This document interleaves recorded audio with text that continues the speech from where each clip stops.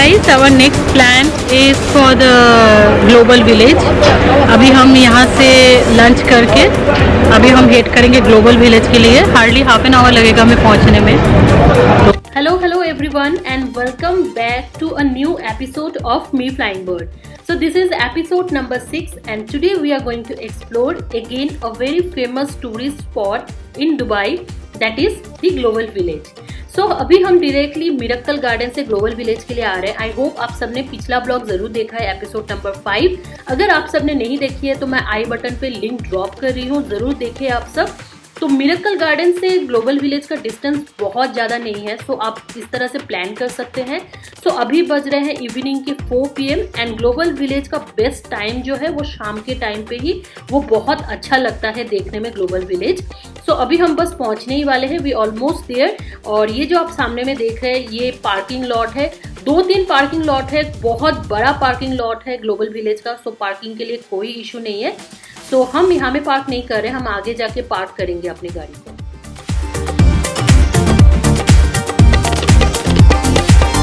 So welcome to another vlog. So today we are now going to the global village of Dubai. So the weather is pretty good today.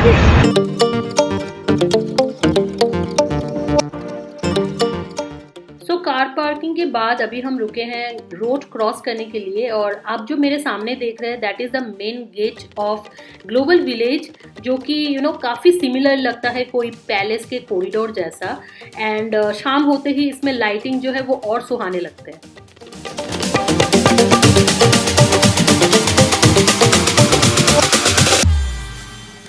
तो guys, सबसे पहले तो मैं आप सबको बता देना चाहती हूँ कि ग्लोबल विलेज जो है ये काफ़ी क्राउडेड प्लेस है and try to come in the weekdays. और इसी के साथ साथ मैं आप सबको थोड़ा टिकट का प्राइस भी बता देती हूँ। So in weekdays it takes around 25 dirhams and weekends it takes around 20 dirhams।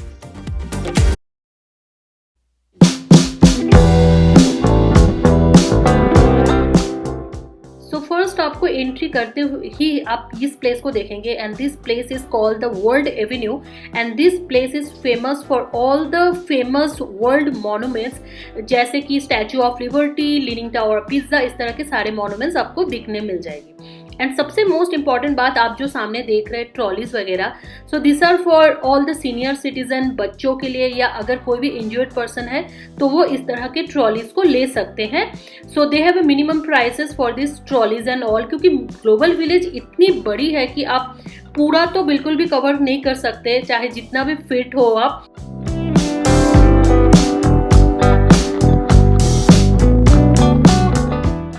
So there are around 27 pavilions with 80 diverse culture. So ये UAE का एक biggest tourism and entertainment project है, जिसका मोटिव ये है कि अंडर वन रूफ पूरा world मिल जाए।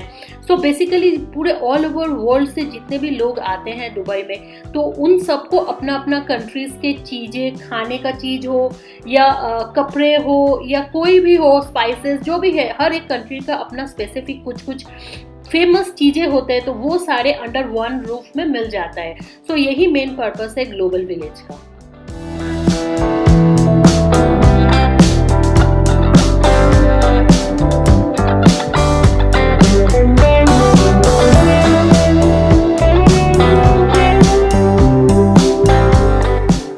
जैसा कि मैंने आप सबको बिगिनिंग में ही बताया था कि ग्लोबल विलेज में हमेशा शाम को आना चाहिए, उसका रीज़न आप मेरे सामने देख रहे हैं, क्योंकि इसका जो लाइटिंग है ना, मतलब बहुत ही सुहाना लगता है शाम को। एंड आप देख सकते हैं मेरे आंखों के सामने किस तरह से वो लाइट चेंज हो रहा है हर जगह में। सो दिस इज स्पेक्टेकुलर, मतलब लिटरली दिस स्पेक्टेकुलर। सो ये सारी चीज़ों को एक्सपीरियंस करने के लिए आई वुड सजेस्ट कि आप शाम को ही आए ग्लोबल विलेज में।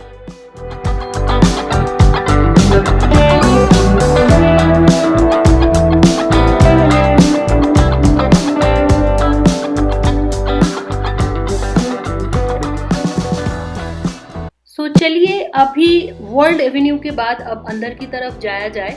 तो अभी हम अंदर की तरफ जा रहे हैं एंड जो पूरा एम्बियंस है ना, आप ध्यान से देखिए, लग रहा है जैसे कोई मेला लगा हुआ है। मतलब एक मेला वाला जैसा फीलिंग हो रहा था मुझे एंड मतलब बहुत अच्छा लग रहा था। सनसेट का टाइम था, अभी 5:30 PM हो रहा है टाइमिंग एंड सनसेट जो आप सामने देख रहे हैं, सो पूरी तरह से अंधेरा नहीं हुआ है अभी तक, सनसेट होने वाली है एंड आप इसी टाइम पे आप फोटोज़ वगैरह जो खींचना है ना, आप इसी टाइम पे ही खींच लो। तो मैं अभी आपको दिखाती हूँ पूरा जो एम्बियंस है ना, अगर आप पूरी तरह से गोल करके घूमेंगे तो इस तरह से दिखेगी। अभी मैं 1 by 1 जितना हो सके पॉसिबल आपको कंट्रीज में लेके चलूँगी, वो भी दिखाऊंगी। सो ये इस तरह से दिखती है।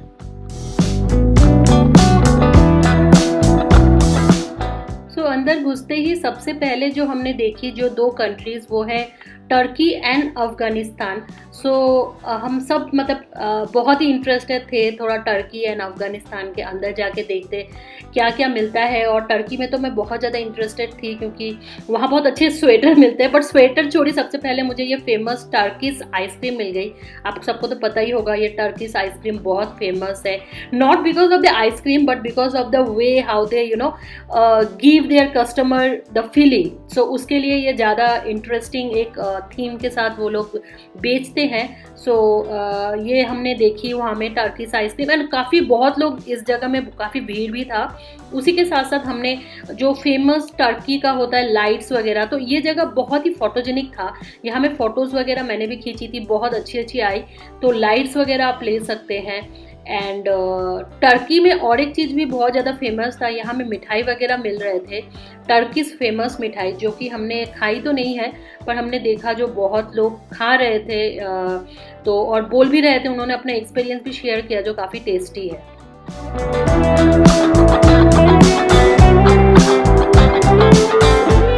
तो ये देखिए, इस तरह से आपको एक मैप भी मिल जाएगी क्योंकि ग्लोबल विलेज इतना बड़ा है, विदाउट मैप पॉसिबल नहीं है। आप मैप को देख के भी डिसाइड कर सकते हैं कि आप कौन सा कंट्री में जाना चाहते हैं, घूमना चाहते हैं। अभी हम मैप को ही फॉलो कर रहे हैं। तो टर्की तो हमारा घूमना हो गया। अभी हम टर्की से निकल के दूसरी और कंट्री को विजिट करने जाएंगे।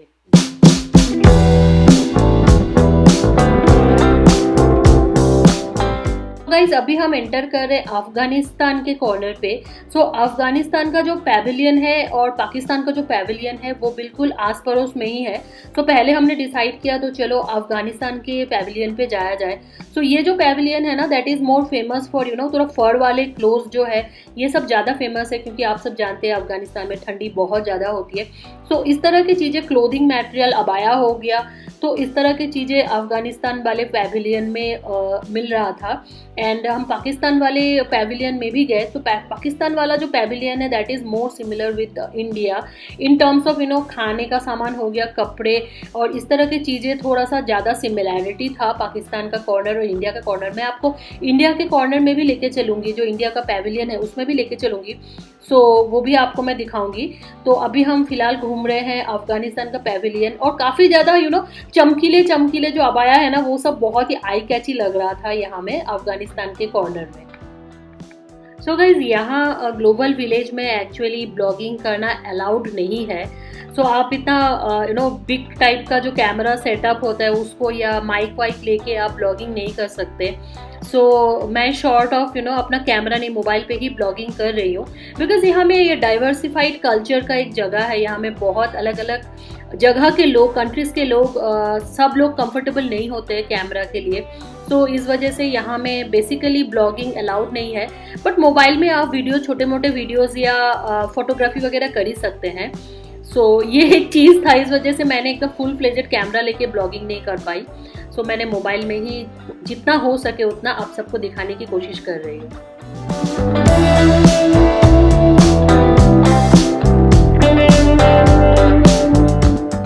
ये देखिए गाइस, जापान।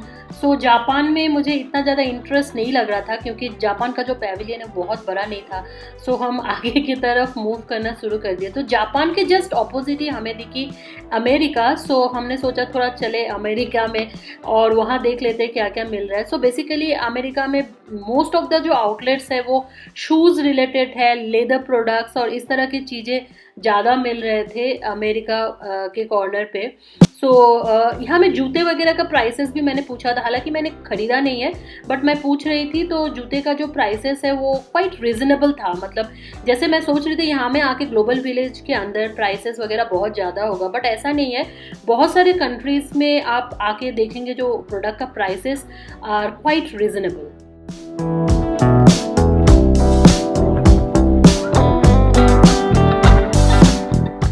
अब ये देखिए ओमान। सो सारे पेविलियन में हम घुस नहीं रहे क्योंकि इट्स नॉट पॉसिबल ऑल्सो, क्योंकि इतना बस इतना ही घूम के हमारा 2 घंटा जैसे टाइम हो गया है एंड हर कंट्री में घूमना बिल्कुल भी पॉसिबल नहीं है। सो हम फटाफट से देखने का कोशिश कर रहे हैं और जो भी कंट्री बहुत ज़्यादा इंटरेस्ट जनरेट हो रहा है उस कंट्री में बेसिकली हम घुस जा रहे हैं। तो हम थोड़ा आगे जाके देखिए आप चाइना देख पाएंगे, चाइना भी है एंड जस्ट चाइना के ऑपोजिट है अफ्रीका। सो ये वाला हम लोग को बहुत आई कैची लग रहा था क्योंकि काफ़ी कलरफुल स्टफ्स यहाँ में मिल रहे थे। सो हमने सोचा कि चलो थोड़ा सा अफ्रीका के अंदर जाके देखा जाए एंड लिटरली अफ्रीका में जो क्लोथ्स वगैरह है ना वो इतना ज़्यादा आई कैची था, मतलब इतना ज़्यादा वो जाके आप मतलब इस तरह की चीज़ें ना बीच वेयर जो है या कोई बैम्बू बास्केट इस तरह का चीज़ें आप वहाँ में ले सकते हैं, हैट वगैरह।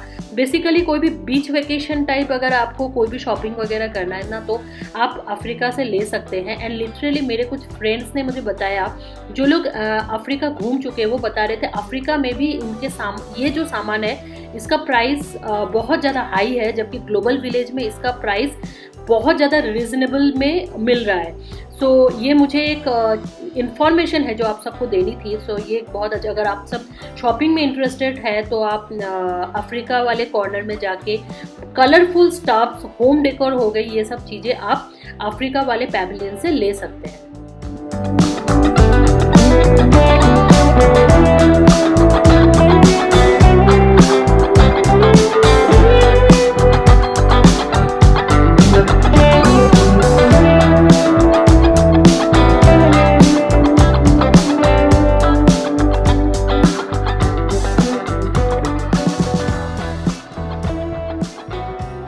और इसके बाद हम फाइनली आ गए अपने कॉर्नर में, that is India Pavilion. So India Pavilion literally guys इतना प्राउड फील हो रहा था। एंटायर ग्लोबल विलेज में सबसे बड़ा ही इंडिया वाला पेविलियन था, बहुत बड़ा था। इट्स लाइक मतलब एक आप बोल सकते बेंगलोर पैलेस जैसा बना हुआ था एंड इतना प्राउड फील हो रहा था कि एंटायर ग्लोबल विलेज में इवन यूएई का पेविलियन से भी ये बड़ा था, सबसे बड़ा पेविलियन था ये इंडिया का। एंड सबसे ज़्यादा भीड़ भाड़ भी यही में लगी हुई थी एंड हर एक पेविलियन में उनके कल्चर के डांस एंड सॉन्ग्स ये सब भी performs every regular interval time में हो ही रहा था। सो इंडिया में भी ये सारी चीज़ें हो रहे थे और सबसे पहले मैं अंदर क्या जाऊँ, मैं तो बाहर में ही रुक के देखती ही रह गई कि इतना अच्छा बनाया।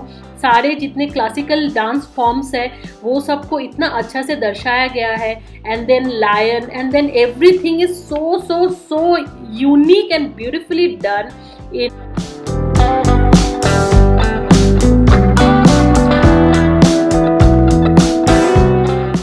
इंडिया वाले पेविलियन में सबसे पहले ही घुस के जो हमने देखी वो है Indian street food corner and सारे दूसरे कंट्रीज के लोग भी इंडिया वाले पेविलियन में आके स्ट्रीट फूड ट्राई कर रहे थे। Obviously Indian street food is very famous in all over the world. So इसी के साथ साथ हम बहुत सारे इंडियन फेमस ब्रांड्स यहाँ पे देख रहे थे, मिल रहा था। एंड सबसे इंटरेस्टिंग बात आप सबको बोलूँ कि ये जो इंडिया का पेविलियन है ना वो बेसिकली पूरा हर एक स्टेट्स देख के मतलब सेगमेंटेड है, तो इस लाइक एक अलग सा ब्लॉग ही बन जाएगा अगर चाहो तो इंडिया वाले पेविलियन को लेके। तो थोड़े से आगे बढ़ के फिर हमने देखी इतनी बड़ी सी मतलब सरदार वल्लभ भाई पटेल का एक स्टैचू था एंड बहुत सारी चीज़ें थे यहाँ में, स्टेट वाइज डिवाइडेड बहुत सारी चीज़ें थे, Kashmiri item, south Indian food and everything was there in Indian pavilion. और इतना अच्छा लग रहा था, हर जगह बॉलीवुड म्यूज़िक बज रहा था। सो हम कुछ दूर आगे बढ़ते ही हमने देखा कि बॉलीवुड वर्कशॉप चल रहा था। सो कोई भी वहाँ में जाके बॉलीवुड डांस प्रैक्टिस कर सकते हैं।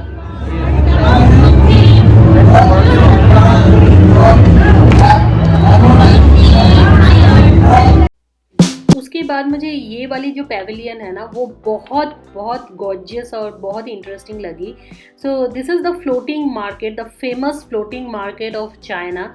सो यहाँ में ना बहुत अच्छे अच्छे सी फूड्स मिल रहे थे and basically raw and cooked both वहाँ में मिल रहा था अवेलेबल। एंड इसी के साथ साथ आप देख रहे हैं जो इतना अच्छा सा कलरफुल पॉन्ड जो दिख रहा है, तो यहाँ में बहुत सारे शोज़ होते हैं। हालांकि हमें वो शोज़ देखने नहीं मिली, I am not aware of exact time of this show, so maybe हम वीकडेज पे आए इस वजह से हमको शोज़ देखने नहीं मिली।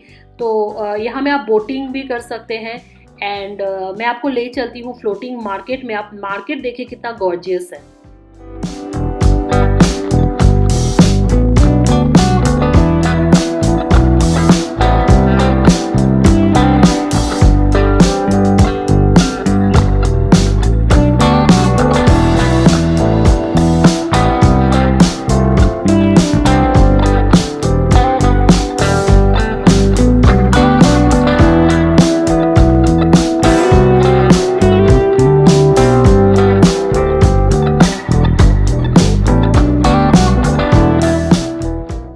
यहाँ ना बहुत अलग अलग जगह में बहुत वैराइटीज़ टाइप के शोज़ भी हो रहे थे। जैसे हमने देखा ये एक कॉर्नर में यहाँ में बहुत अच्छा सा स्टंट्स हो रहा था। सो ये टिकट बेस्ड है, तो हम आपको, क्योंकि मैं अंदर नहीं गई तो मैं आपको दिखा नहीं पा रही हूँ एंड अंदर में कैमरास भी अलाउड नहीं था, इस वजह से मैं और गई नहीं। सो यहाँ में बहुत ही स्टंट्स, बहुत बड़े बड़े स्टंट्स हो रहे थे। ये देखिए इसका पोस्टर वगैरह भी लगा हुआ है and it's written here aqua stunts. और इसी तरह यहाँ में हर एक जगह में अलग अलग शोज हो रहे थे।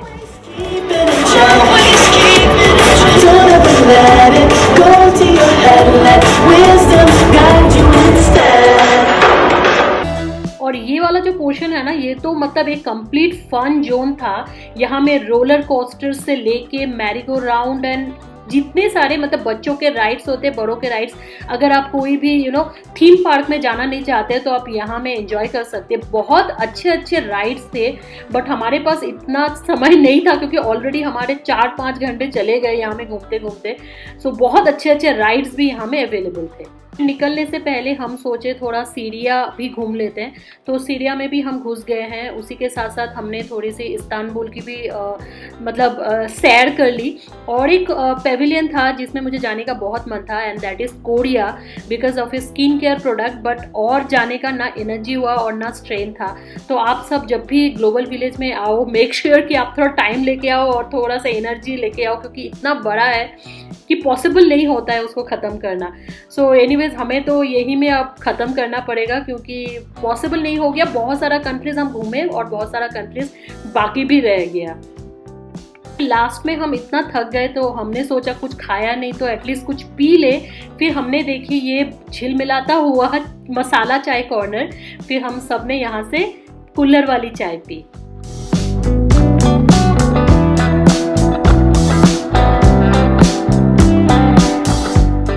Guys, so I am out now from the global village. Of course, सारे कंट्री को कवर करना नामुमकिन है, एक ह्यूमन के लिए तो पॉसिबल बिल्कुल भी नहीं है क्योंकि इट्स सो बिग। तो मैं तो कह सकती हूँ जो हमने 20% ही है जो कवर करा है। इंडिया को पूरी तरह से देखा है। सो अगर आप आते हो तो मेक श्योर कि आप अपना फुल ऑन एनर्जी लेके आओ यहाँ में, अदरवाइज पॉसिबल नहीं है बिकॉज इट्स सो बिग कि really it takes lots of energy and time. So चलिए फिर ब्लॉग को यहीं में एंड करते हैं और आई होप कि आप सबको अच्छा लगा होगा। अगर अच्छा लगे तो सब्सक्राइब करना बिल्कुल भी मत भूलिएगा। और so I am ending my blog here. तो मिलते हैं फिर नए ब्लॉग में कुछ नई चीज़ों के साथ। तब तक के लिए बाय।